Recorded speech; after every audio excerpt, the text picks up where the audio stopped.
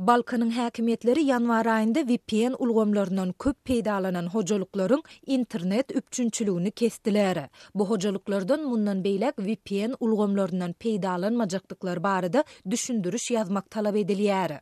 Türkmen Telekom'un Türkmenbaşydaky edarasynyň işgärleri düşündürüş ýazmaýan hojalyklaryň öý internetini dikeltmeýärler.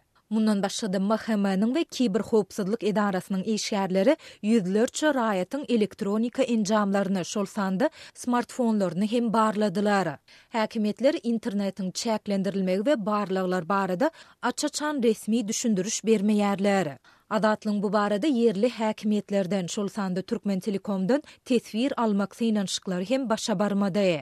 Türkmen häkimetleri ýyllar boyu ilan üçin garaşsyz maglumatlaryň el ýeterligini çäklendirip VPN hyzmatlarynyň öňüne alyp gelýärler.